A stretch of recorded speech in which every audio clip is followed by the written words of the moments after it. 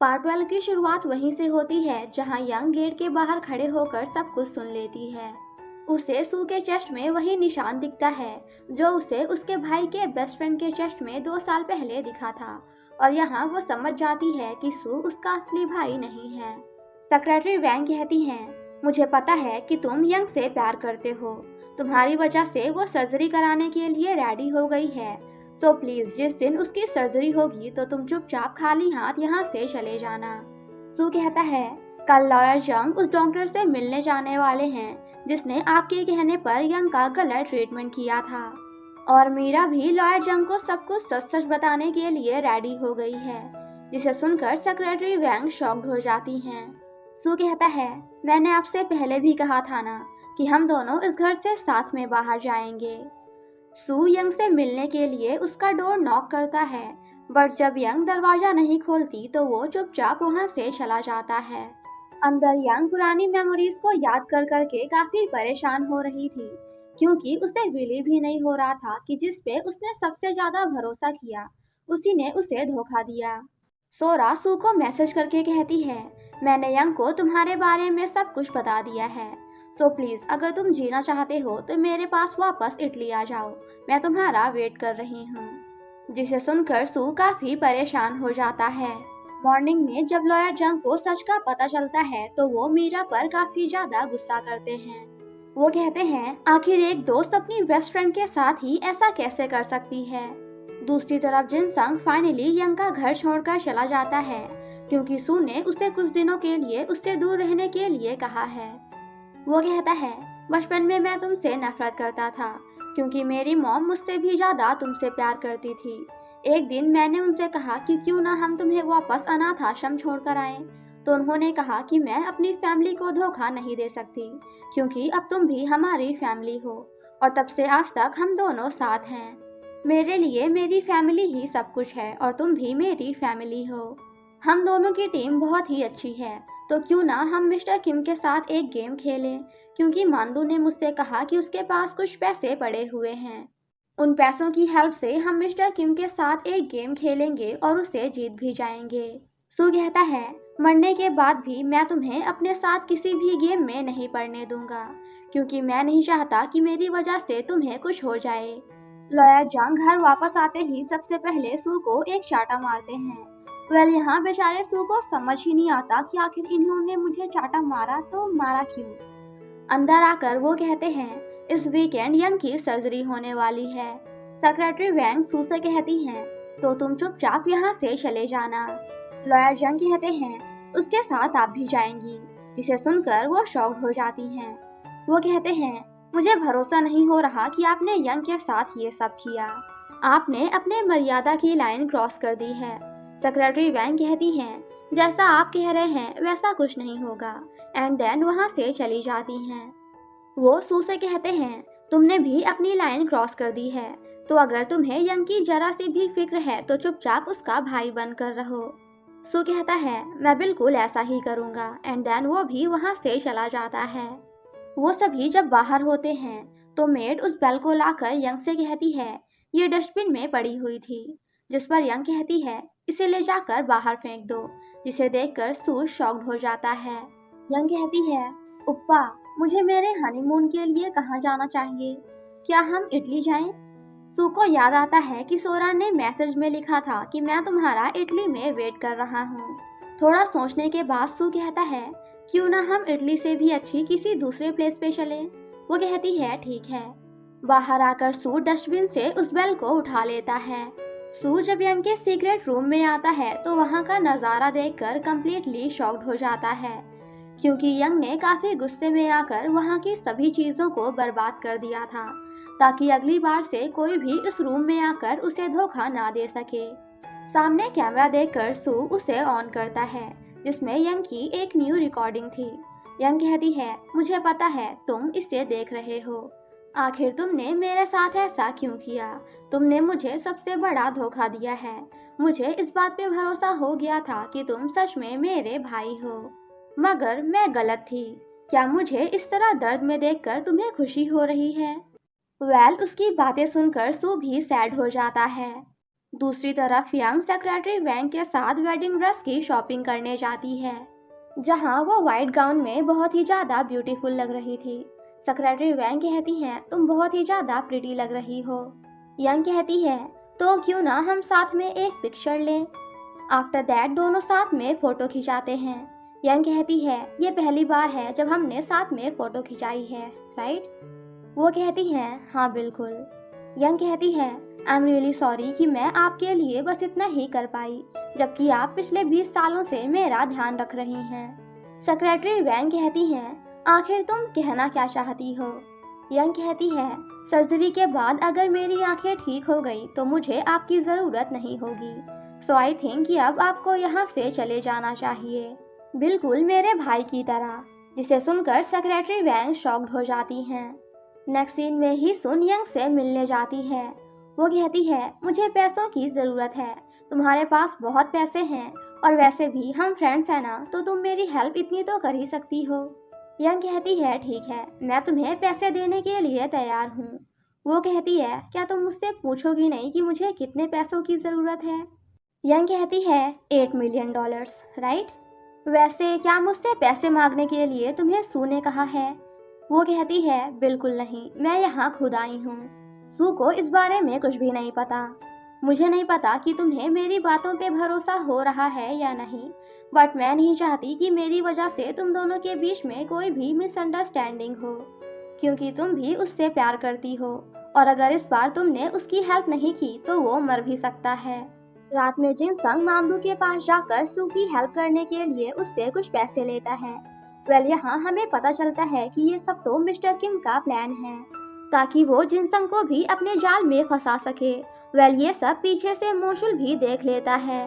दूसरी तरफ यंग सू को कल उनके एक पुराने घर चलने के लिए कहती है, जहां वो लोग मॉम एंड डैड के डाइवोर्स होने से पहले एज अ फैमिली जाया करते थे। सू कहता है, मुझे इस बारे में कुछ भी याद नहीं। वो कहती है, आपको कॉटन कैंडी जैसी फालतू चीजें याद थी मगर ये नहीं। एंड वापस जाते हुए उन फूलों को नीचे फेंक देती है जिसे सू ने लगाया था। ये सब देखकर सू भी शॉक्ड हो जाता है एंड उन्हें उठाकर फिर से लगा देता है।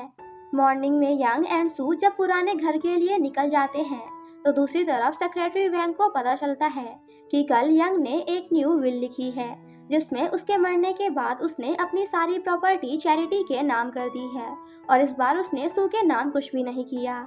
तभी म्यूंग हो लॉयर जंग को कॉल करके बताता है कि यंग ने मुझसे कहा कि वो मुझसे ब्रेकअप करना चाहती है। उसने ये भी कहा है कि अब जंग एंड लिम को ही कंपनी को आगे बढ़ाना होगा क्योंकि वो कुछ नहीं करेगी। जिसे सुनकर वो सभी शॉक्ड हो जाते हैं। वहीं वो दोनों जब साथ में जा रहे थे तो उन्हें पता चलता है कि आगे जाने का रास्ता तो बंद है। वो दोनों कार से इससे आगे नहीं जा सकते, तो सू उसे अपने कंधे में बिठाकर घर तक ले जाता है। अंदर जाने के बाद वो शॉक्ड हो जाता है क्योंकि घर की हालत तो बहुत ही ज्यादा गंदी थी। यहाँ यंग जानबूझकर सू को काफी ज्यादा परेशान करती है। कभी उसे घर साफ करने के लिए बोलती है, तो कभी लकड़ियां काटने के लिए, तो कभी जंगल में जाकर उसके लिए खाना लाने के लिए। ओसू भी चुपचाप उसकी सारी बातें मानता है क्योंकि उसे पता है कि अभी यंग मुझसे गुस्सा है क्योंकि मैंने उसे ये ना बताकर कि मैं उसका भाई नहीं हूँ उसे सबसे बड़ा धोखा दिया है। वो दोनों जब साथ में कॉफी पी रहे थे तो यंग सू से बस दूसरे ओसू के बारे में ही बातें किए जा रही थी। यंग कहती है, क्या लुटेरा सू बचपन से ही लुटेरा था? आखिर वो अपनी लाइफ में क्या बनना चाहता था? सू कहता है, एक कारपेंटर, डॉक्टर, इंजीनियर, फार्मर, लेकिन एक गैम्बलर या फिर लुटेरा बिल्कुल नहीं। वो ऐसा स्टार्टिंग से नहीं बल्कि तुमसे मिलने के बाद बनना चाहता था। जब से मैं तुमसे मिला तो मुझे हमेशा इसी बात का पछतावा रहता था कि आखिर क्यों मैं एक गैम्बलर और लुटेरा हूँ। मैं भी एक अच्छे इंसान की तरह जीना चाहता हूँ। यंग कहती है, मैं आपकी नहीं बल्कि दूसरे सू की बात कर रही हूँ। सू कहता है, प्लीज स्टॉप इट, ये सब यहीं बंद कर दो। मुझे पता है कि तुम मेरे बारे में सब कुछ जान चुकी हो। मैं तुम्हारा असली भाई नहीं हूँ। यंग कहती है, मैं जानना चाहती थी कि आखिर तुम कब तक मुझे धोखा दोगे। क्या तुम्हारे पास कोई बहाना नहीं है या फिर एक्सक्यूज बनाने के लिए मैं तुम्हें थोड़ा टाइम दूं? सू कहता है, मेरे पास कोई एक्सक्यूज नहीं है, मुझे पता है मैंने तुम्हें हर्ट किया है। यंग कहती है, तुम्हें पता था कि मैं भी तुमसे प्यार करती हूँ, तब भी तुमने मेरे साथ ये सब किया। एंड उसे काफ़ी कुछ सुनाकर वहाँ से जाने लगती है। सू उसे रोकने की कोशिश करता है तो यंग उसे एक चांटा मारकर वहाँ से जाने लगती है। तो सू उसे हक करते हुए फोर्सफुली किस करता है, बट जब उसे रियलाइज होता है कि आखिर उसने ये क्या कर दिया तो वो यंग को छोड़ देता है। यंग काफ़ी सैड होकर कहती है, आज से हमारे बीच सब कुछ खत्म हुआ। एंड रोते हुए वहाँ से चली जाती है, जिसे देखकर सू भी काफ़ी सैड हो जाता है। यंग जब बाहर अकेले बैठी होती है तो सू उसके पास जाकर कहता है, अगर तुम मुझ पे गुस्सा करना चाहती हो तो कर सकती हो, इससे तुम्हें अच्छा फील होगा। मैं समझ सकता हूँ कि अभी तुम कितने ज़्यादा दर्द में होगी। 6 साल की उम्र में ही तुम्हें ब्रेन ट्यूमर हो गया। जिस माँ का तुमने जिंदगी भर इंतजार किया वो कभी तुम्हारे पास वापस ही नहीं आई। तुम्हारे इकलौते डैड जिन पे तुम भरोसा कर सकती थी वो भी तुम्हें छोड़कर जा चुके हैं। और जिस इंसान पे तुमने अपने भाई की तरह भरोसा किया, उससे प्यार किया, वो एक लुटेरा निकला। मगर फिर भी मैं तुम्हें बताना चाहता हूँ कि मैंने तुम्हें सच्चे दिल से प्यार किया था। मेरे मन में तुम्हारे लिए जो प्यार है वो एक धोखा नहीं बल्कि सच है। मॉर्निंग में जब वो दोनों वापस आ रहे थे तो यंग लॉयर जंग को कॉल करके कहती है, आप सू को हमारे घर से बाहर निकालने की तैयारी कर लीजिए। जिसे सुनकर वहाँ सभी शॉक्ड हो जाते हैं। वो कहते हैं, सेक्रेटरी वैंग, आई थिंक अब आपके जाने का समय भी आ गया है, आप भी अपना सामान पैक कर लीजिए। वापस घर जाने से पहले सू यंग को पूरा मार्केट घुमाता है एंड उससे काफ़ी सारी बातें करता है। यंग कहती है, मुझे समझ नहीं आ रहा कि आखिर तुम कहना क्या चाहते हो। वो कहता है, मैंने अपनी पूरी लाइफ में जाने से पहले कभी भी किसी को गुड बाय नहीं बोला, ना ही अपनी मॉम को और ना ही हीजू को। मगर रही बात तुम्हारी, तो जाने से पहले मैं तुम्हें एक प्रॉपर गुड बाय बोलना चाहता हूँ। जिसे सुनकर यंग कहती है, ये तो बहुत सिंपल है, एंड उसे गुड बाय बोलकर वहाँ से चली जाती है। तभी मोचुल सू को मैसेज करके कहता है, मैंने तुम्हें जो 3 महीने दिए थे वो बहुत जल्द ही खत्म होने वाले हैं, सो प्लीज पैसे लेकर रेडी रहना। रात में हम मिस्टर किम को देखते हैं, जिसका प्लान था कि वो मोचुल के हाथों सू को जान से मरवा देगा एंड देन अपने गुंडों से कहकर वो मोचुल को भी मरवा देगा।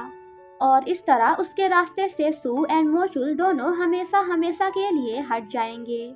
वो दोनों जब घर आते हैं तो यंग कहती है, लॉयर जंग, जो मैंने आपसे करने को कहा था क्या वो सब रेडी है? वो कहते हैं हाँ। म्यूंग कहता है, क्या तुमने मुझसे एंगेजमेंट सेक्रेटरी हान की वजह से तोड़ दी? हम दोनों के बीच जो कुछ भी था वो सब पास्ट में था, लेकिन अब मैं सिर्फ तुमसे प्यार करता हूँ। यंग कहती है, आई एम रियली सॉरी कि मैंने तुमसे बिना बात किए हमारी एंगेजमेंट तोड़ दी, मगर मैं अभी अपनी सर्जरी पर ध्यान देना चाहती हूँ। और रही बात कंपनी की, तो मेरी जगह अब तुम ही इस कंपनी को आगे बढ़ाओगे, क्योंकि तुम ही एक ऐसे हो जिस पे मैं कंपनी को लेकर भरोसा कर सकती हूँ। और हाँ, ये बात कभी मत भूलना कि मेरे डैड ने तुम पे बहुत ही ज़्यादा भरोसा किया था। वो कहता है, मगर मैं तुमसे शादी करना चाहता हूँ, I want to marry you. Next scene में वो सू को $8 मिलियन देते हुए कहते हैं, यंग चाहती है कि तुम अभी के अभी इस घर को छोड़कर चले जाओ। सू कहता है, लॉयर जंग, मैं बहुत हैप्पी हूँ कि आप हमेशा यंग के साथ हैं। एंड देन सेक्रेटरी वैंग को गुड बाय बोलते हुए वहाँ से चला जाता है। लॉयर जंग सेक्रेटरी वैंग से कहते हैं, यंग ने कहा कि कंपनी के शेयर्स को लेकर आपने जो घोटाला किया था उसके लिए यंग आप पे कोई भी केस नहीं करेगी, और ना ही इस बात पर कि आपने जानबूझकर उसके आंखों की रोशनी छीन ली, क्योंकि ये सब पास्ट में था और यंग सभी पुरानी बातों को भूलना चाहती है। बस आप चुपचाप यहाँ से चली जाइए। वो भागते हुए यंग के पास जाकर कहती है, क्या तुम्हें भी यही लगता है कि मैंने तुम्हारे डैड को जानबूझकर मारा है? उन्होंने सीपीआर के लिए मना कर दिया था, लेकिन फिर भी मैंने उनकी जान कई बार बचाई है। मेरे पास सिर्फ तुम हो, मुझे तुम्हारी कंपनी या फिर पैसे नहीं चाहिए। मैं सब कुछ छोड़ने के लिए तैयार हूँ, लेकिन तुम्हें नहीं। जब मैं 26 साल की थी तब से मैं तुम्हारा ध्यान रख रही हूँ। मेरे पेरेंट्स ने मुझे घर से बाहर निकाल दिया क्योंकि मैं तुम्हारे डैड की मिस्ट्रेस थी। मेरा खुद का कोई बच्चा नहीं है, मैंने तुम्हें ही अपने बच्चे की तरह बड़ा किया है, तुम मेरे लिए मेरी बेटी हो। सो प्लीज मुझे तुम्हारे पास रहने दो, मैं तुम्हारे साथ रहना चाहती हूँ। बट यंग ऐसा करने से मना कर देती है। वो कहती है, मैं सर्जरी के बाद आपको नहीं देखना चाहती। जिस दिन आपने जानबूझकर मेरे आंखों की रोशनी छीनी थी, उस दिन आपने मुझे भी खो दिया। जिसे सुनकर सेक्रेटरी वैंग रोते हुए कहती हैं, ठीक है, मैं चली जाऊंगी क्योंकि मैं एक माँ हूँ और तुम्हें अपनी बेटी की तरह प्यार किया है, तो तुम जैसा कहोगी मैं बिल्कुल वैसा ही करूंगी। सू जाने से पहले यंग को उसकी सर्जरी के लिए ऑल दी बेस्ट बोलता है। यंग कहती है, तुमने अपने आप से बहुत ज़्यादा नफरत कर ली। हीजू की डेथ तुम्हारे वजह से नहीं हुई थी, सो प्लीज़ इस गिल्ट में मत जीना। और हाँ, इस बात को हमेशा याद रखना कि तुम्हें अकेला छोड़ने के बाद भी तुम्हारी मॉम तुमसे एक बार मिलने आई थी। सू जाने लगता है तो यंग कहती है, मैंने तुमसे प्यार किया था, लेकिन अब मैं चाहकर भी तुम्हें नहीं रोक सकती। तुमने मुझे धोखा दिया, इसमें तुम्हारी कोई भी गलती नहीं है, क्योंकि तुम्हारे पास जीने के लिए बस यही एक आखिरी रास्ता बचा था। ये सब सुनकर वो दोनों काफी ज्यादा इमोशनल हो जाते हैं। सू उस पैसे के बॉक्स को वहीं छोड़कर वहां से जाने लगता है, जिसे लॉयर जंग भी देख लेते हैं एंड भागते हुए सू के पास जाकर उसे वो पैसे देने की कोशिश करते हैं। लेकिन सू उसे लेने से मना कर देता है और कहता है, प्लीज आप यंग का हमेशा ध्यान रखिएगा, उसे कभी भी अकेला मत छोड़िएगा। एंड देन उन्हें गुड बाय बोलकर वहां से चला जाता है। सू जब जा रहा था तो वो यंग के साथ अपनी सभी पुरानी मेमोरीज को याद करके थोड़ा हैप्पी होता है तो थोड़ा सैड। दूसरी तरफ यंग जैसे ही विंडो ओपन करती है तो घंटी की आवाज़ सुनकर इमोशनल हो जाती है, क्योंकि सू जाने से पहले उसे लगा कर गया था। सू मोशुल के पास जाकर उन सभी पैसों को लौटा देता है जो कि जिनसंग की बहन ने उससे लिए थे। मोशुल कहता है, ये तो जिनसंग के पैसे हुए, मगर तुम्हारे कहाँ हैं? क्या तुम भूल गए कि तुम्हें भी $8 मिलियन हमें वापस करने हैं? सू कहता है, उसे वापस करने में तुम्हारे दिए गए 3 महीने से कुछ दिन बचे हुए हैं। एंड देन स्माइल करते हुए वहां से चला जाता है। नेक्स्ट सीन में सू जिनसंग के डैड के पास जाकर उन्हें भी कुछ पैसे देते हुए कहता है, आप जिनसंग, उसकी बहन एंड मॉम को लेकर फिर से वापस गांव चले जाइए। इतने सारे पैसों को देखकर डैड बहुत ही ज़्यादा हैप्पी हो जाते हैं एंड सू को हक करते हुए थैंक्स बोलते हैं। सेक्रेटरी वैंग वापस जाने से पहले सभी को अच्छे से एक्सप्लेन करती हैं कि आखिर कैसे उन्हें यंग का ध्यान रखना है। सेक्रेटरी वैंग कहती हैं, अपना ध्यान रखना। एंड फाइनली वो भी घर छोड़कर चली जाती हैं। उनके जाने के बाद यंग भी सैड होती है, क्योंकि वो भले ही चाहे जैसी भी थी, बट उन्होंने यंग का अपनी बेटी की तरह ध्यान रखा था, इसलिए वो भी यंग के लिए एक माँ जैसी थी। सेक्रेटरी वैंग जब अपने मॉम एंड डैड के घर जा रही थी तो वो उनके घर का एड्रेस ही भूल जाती हैं, क्योंकि पिछले 30 सालों से वो यहाँ वापस कभी भी नहीं आई।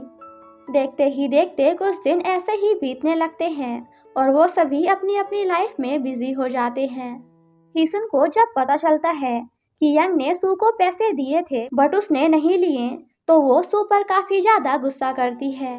वो कहती है, क्या तुम पागल हो गए हो? तुम्हारा दिमाग ठिकाने पे तो है, बिना पैसों के तुम क्या करोगे?